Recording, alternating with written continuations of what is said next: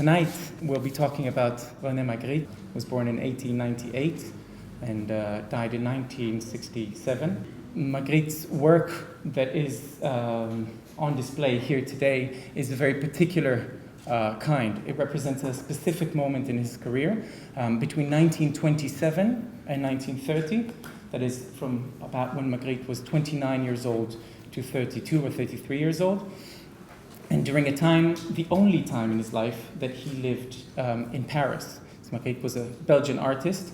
He came to Paris in 1927. With us to talk about this particular and special moment are possibly the best combination of people we could have asked for to come and speak here today.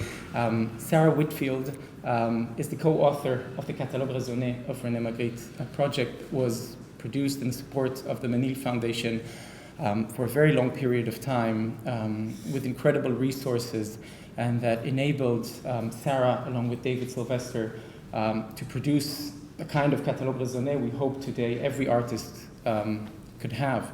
It includes letters, lists of exhibitions, particular information about every work. It really is a fantastic piece of scholarship. Other than that, Sarah has been involved over the years with obviously many other projects, including in our context, the famous exhibition of Magritte at the South Bank Center at the Hayward Gallery in 1992 is like having a Magritte encyclopedia in the gallery. So once we open the floor for questions, I really hope that we can take advantage of that. Joseph Kosuth, I think very little introduction is needed here, but I will say, as really one of the most important protagonists of what we now refer to as conceptual art in the 1960s, Joseph has really made significant change in the way that contemporary artists today understand and think about the relationships between language and images. In that sense, he is also qualified as an excellent Magritte expert. He's also, alongside his very well-known work, has a lot of interest in Magritte. I was just telling him before we started that I've Googled online to say what happens when you write Joseph Kosuth, René Magritte, and the amount of results that came out was just overwhelming. Not all of them. I'm going to do that as soon as I get home. You must, I've never done that. You're not going to approve of everything you see there. I wanted to start by really setting up the scene of this period that we're looking at. It's a very puzzling moment. It's a very important moment in Magritte's career. And I was hoping, Sarah, that maybe you can, even whether it's through some works in the show or just as a general background, sort of position us in that historical moment where Magritte arrives to Paris. Well, he arrives in Paris desperate to be accepted as a surrealist, but he is not. Well, he's a Belgian in Paris. What does he expect? Well, you remember that terrible saying that the French have, that what is the difference between a potato and a Belgian? And what do you think the answer is? The potato is cultivated. Ouch. Ouch. Well, that's really what Magritte felt. He was sort of not exactly not accepted, but he was not fully accepted either. And there he was in Brussels, so going to Paris would presumably, bring him much more into contact with Breton and Éluard. And in fact, it's Éluard to whom I think he owes the most. Éluard really liked Magritte. Magritte was difficult.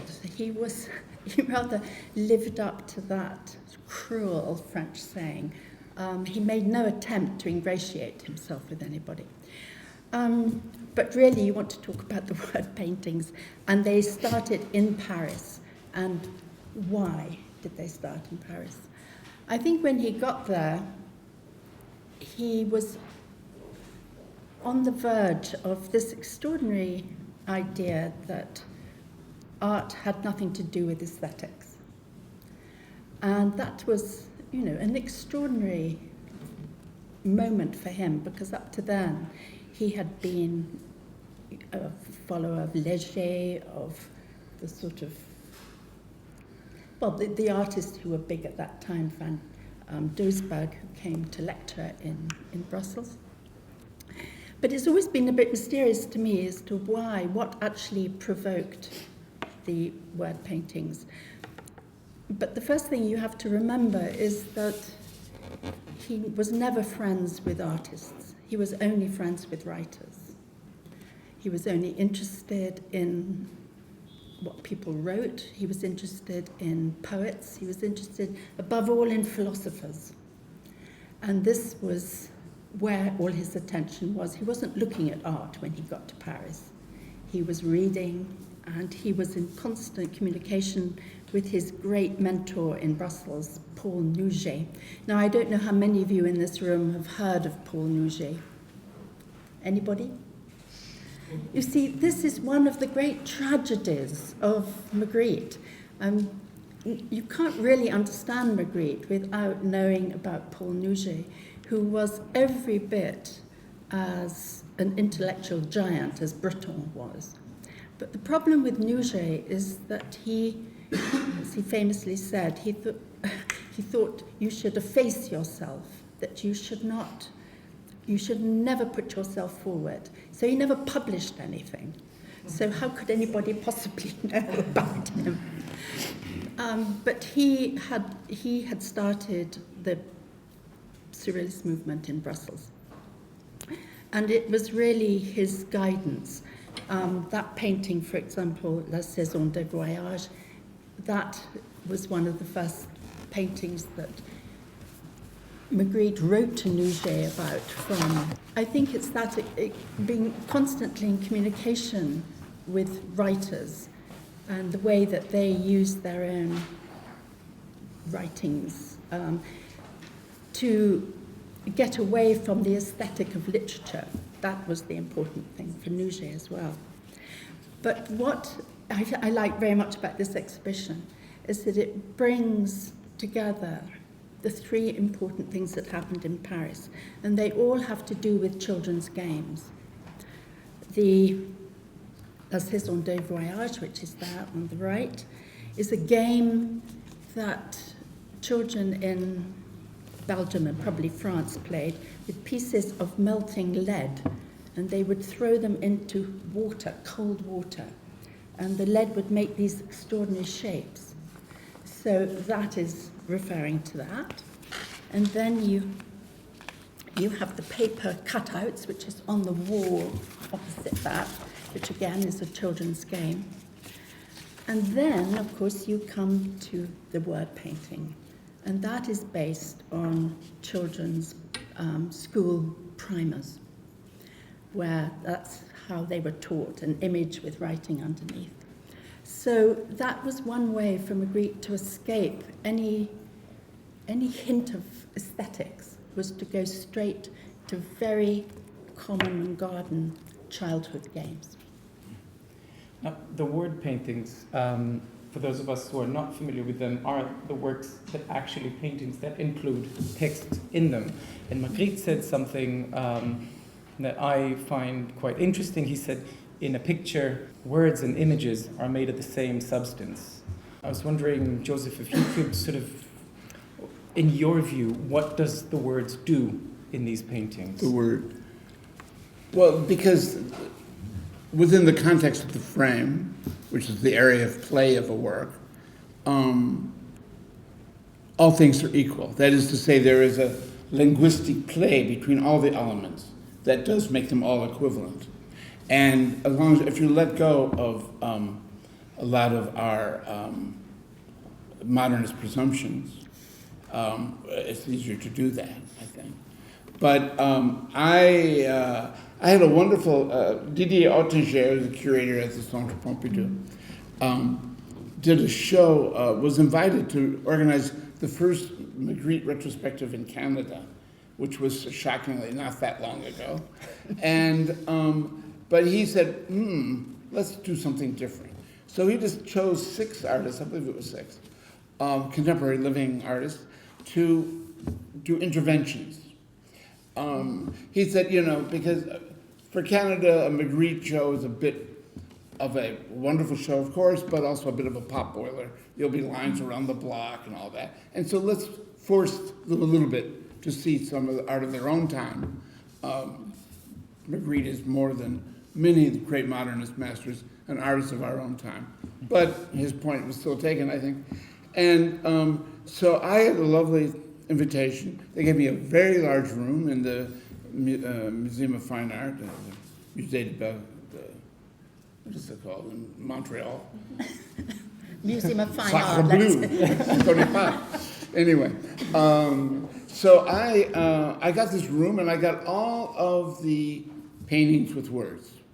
I felt that it's a Magritte retrospective and my work should be seen after his. I didn't want to interfere. It seemed to be bad form to do that. So you walked in and you just saw the Magrittes.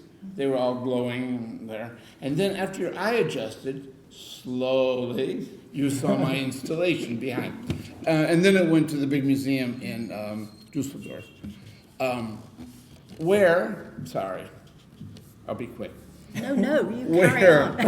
We're in the middle of installing it, right? And, you know, it was during this is the heyday of German wild painting and all. And of the You're going to tell the Basilitz story. What's that? You're going to tell the Basilitz story, I hope. I am. I always, at any opportunity. Well, anyway, so the paintings were leaning, and don't steal my punchline ever again.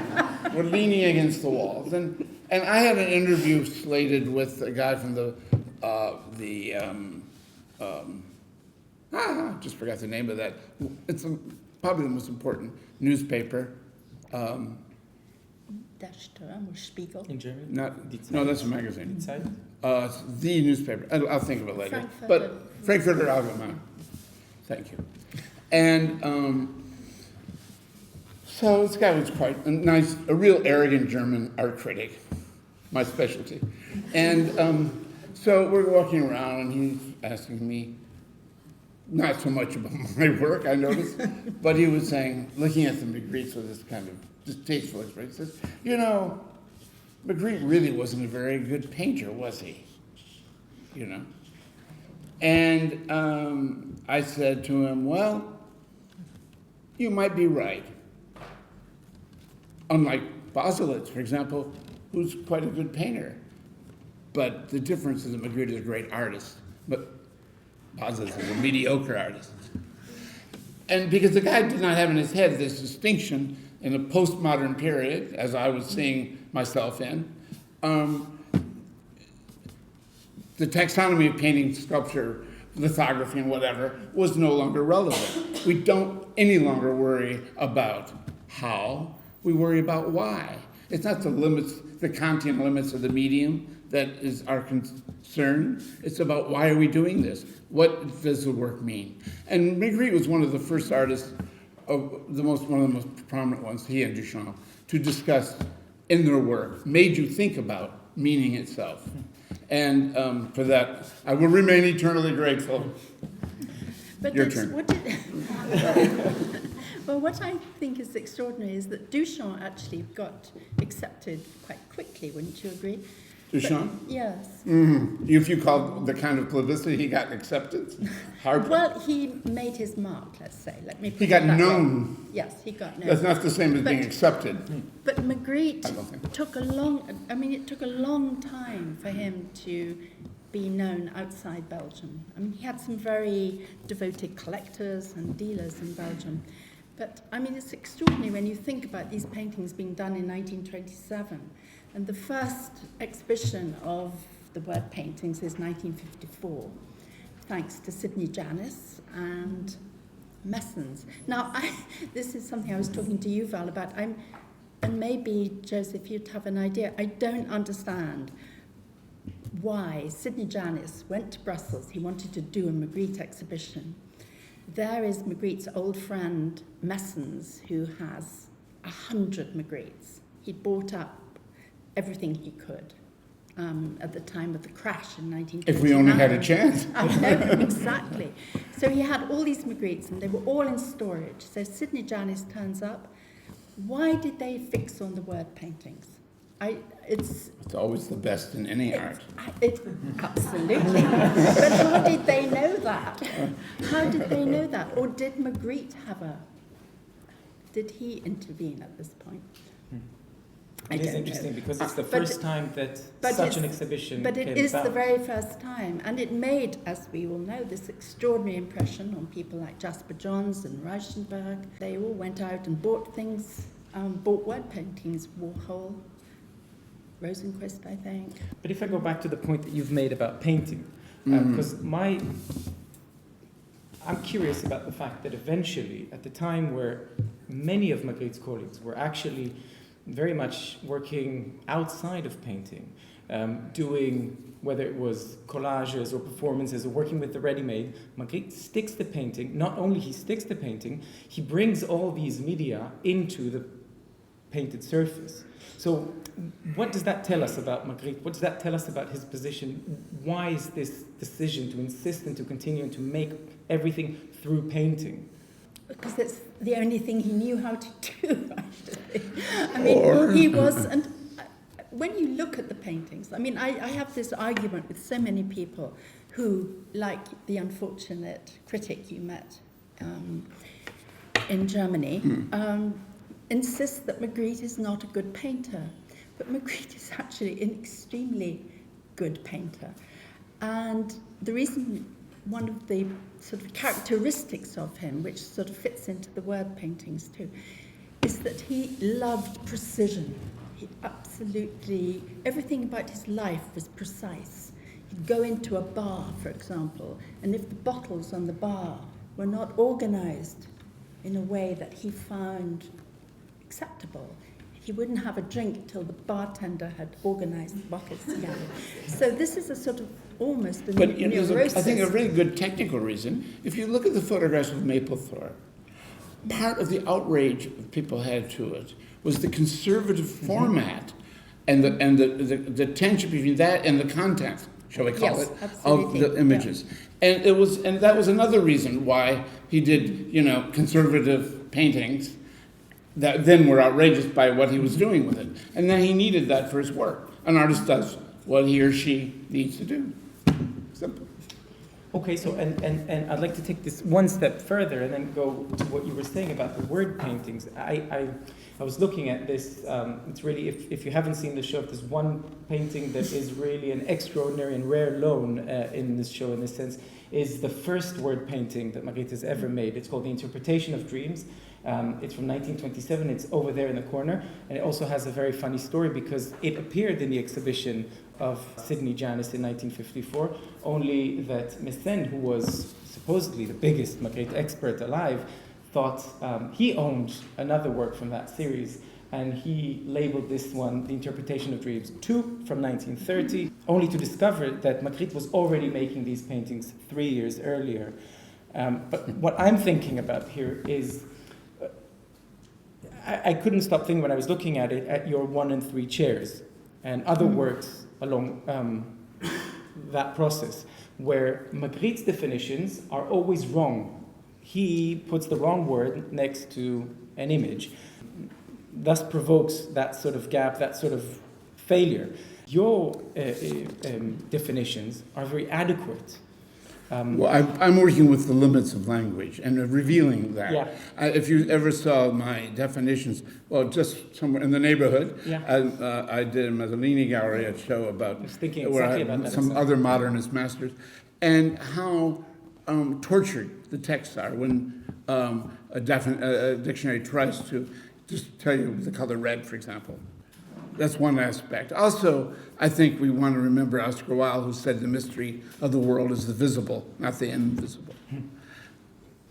And that takes us exactly to something that I think Magritte was extremely interested in, is that the distinction between the visible, the invisible, and what is hidden. Yeah. Well, what is hidden, yes. And that, I think, brings another subject in, which is one of my sort of favourite subjects with Magritte, and that is his relation to cinema. Because I think he's the first artist, probably, who grew up with cinema, and for whom his whole visual sort of language really comes from the cinema in a very big way. If you think about the word paintings, you think about the films Magritte was seeing as a child, of course they had subtitles. And if you think of them as on black backgrounds, white writing on black backgrounds. That's how silent movies were, how they did the texts. So it's very, very similar. And also the writing is the sort of writing you would get in the silent movies. Well, I could go on a long time about And this. you took photographs as well as moving, still images. Yes. I just bought 3 Magritte photographs today. I shouldn't say bought, I trade. Much better than buying. Thank God. But it's important to remember that Magritte his whole reputation was made in America. It wasn't made in Europe. Partly because he had an American dealer, but really because of that show, 1954, and the incredible sort of reaction to it amongst a small group of artists. But that changed everything for Magritte in America. Yeah, I guess that gives some kind of an answer of why this show came about. There clearly has been some kind of a sensibility towards something that's relevant. Or it could just be a complete accident. Yeah. Because accidents happen. Oh, yes. Where would we be without serendipity? And if I go back to those 3 years and ask you, why does Magritte leave Paris? What happens? And what happens is 1929 and the crash. And his dealer, who was a Belgian friend, Goumons, goes bankrupt. And there he is. No dealer, no sales, no prospects. Oh. So he moves back to Brussels and starts doing advertising again. So, would you recognize a change in his style at that moment? Would you actually say that there is something stylistically unique or... Well, actually, having said days? that he never looked at any other artist, I'm going to go correct myself, because although Picasso was the one to beat, the one really to beat at that time was Salvador Dali. Hard to believe, but... Hard to believe. I know, that's why I keep forgetting it. I was in Spain at New Year's and went to the Dali Museum. But at that time, he was the one to beat, and he was painting in this, imagine how the clarity, the precision. And at that point, Magritte really ups his game and starts painting in a much more sort of polished, let's say. His paintings become much more polished. And that's definitely to do with Dali. And then he's on his way. But it's a hard struggle through the 30s. Very hard struggle. Yeah. Was it at some point did that change completely and Magritte had a successful, stable career? No, it didn't change until he got an American dealer. It's the dealers who saved the day. Are you talking Alexandre Jolas? I am talking about Jolas, yes, absolutely. But I would think of him as French, but okay. He's Greek. Yeah, exactly. So in that sense, he's American. But actually, talking about advertising, don't you think that maybe words also had something, his whole experience of advertising, I think, plays into the association of word and image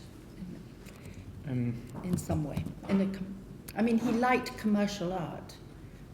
He admired it. He was terribly good at it. But in commercial art, you have to wed images and words.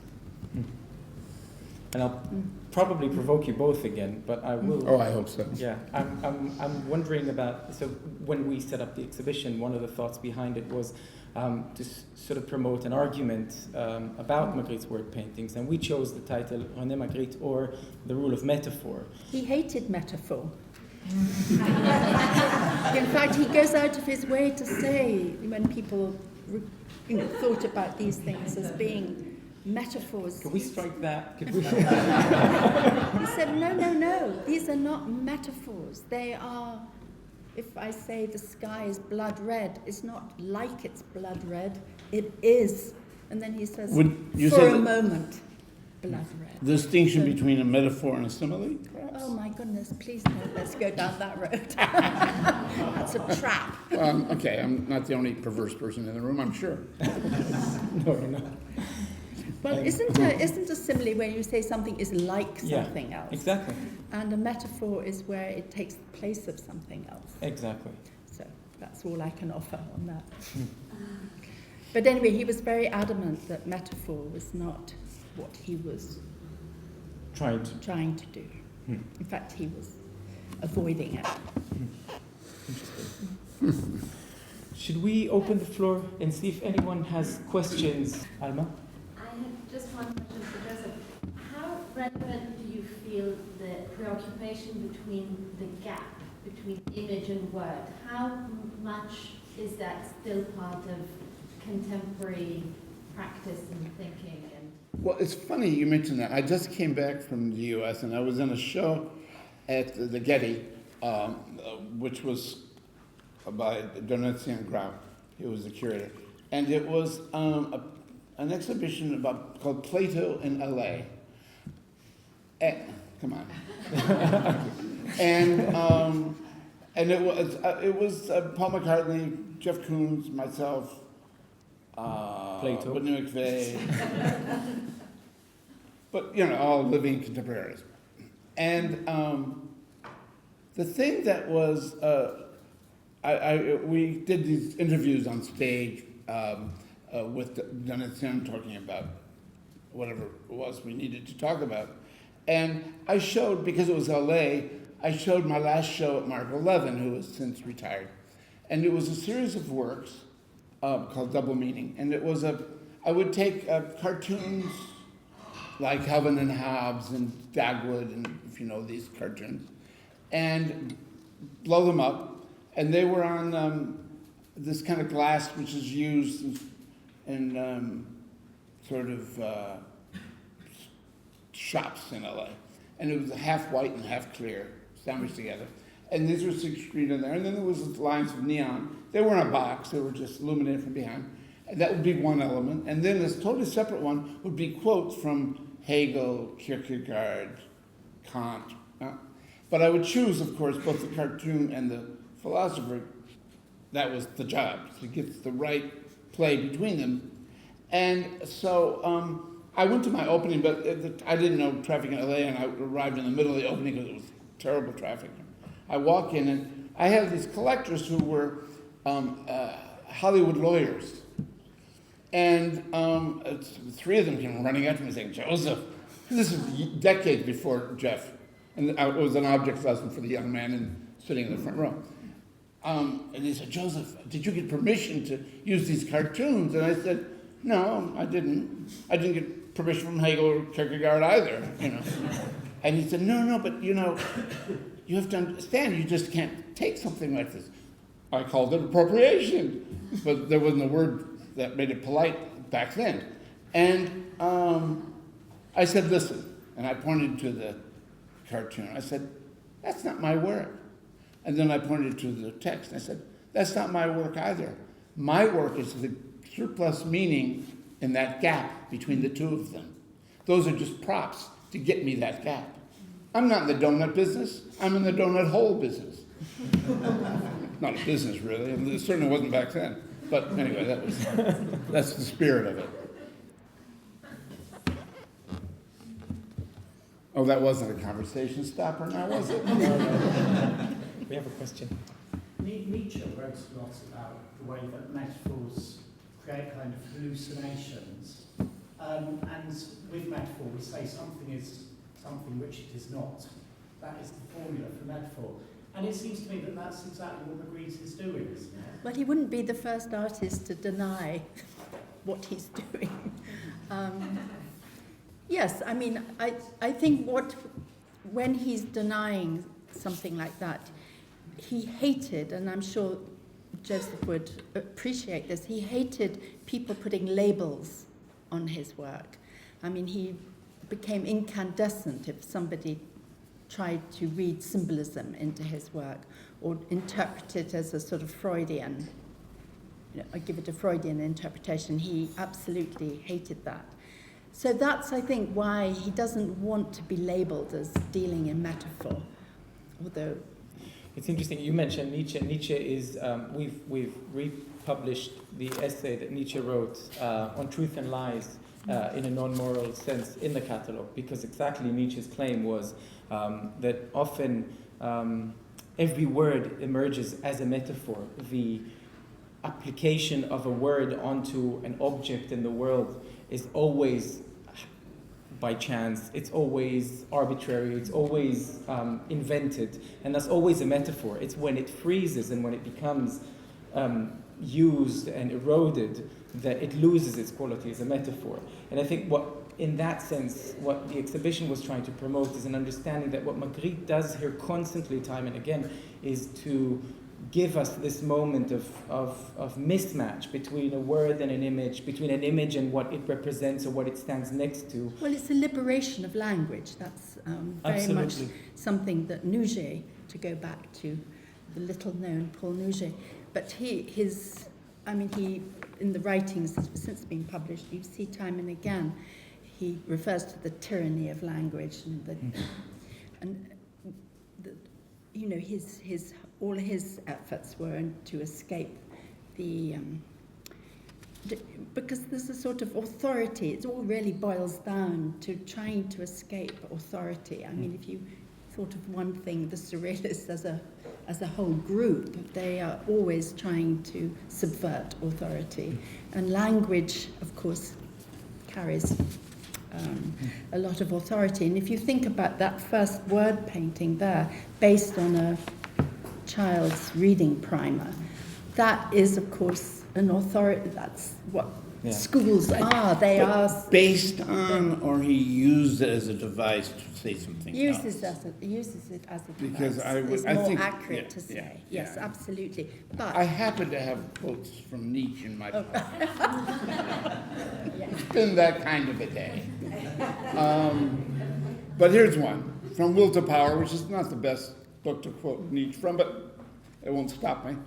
In the main, I give the artist more credit than all the philosophers hitherto. They have not lost the great clue concerning life. Well, applause swept across the crowd.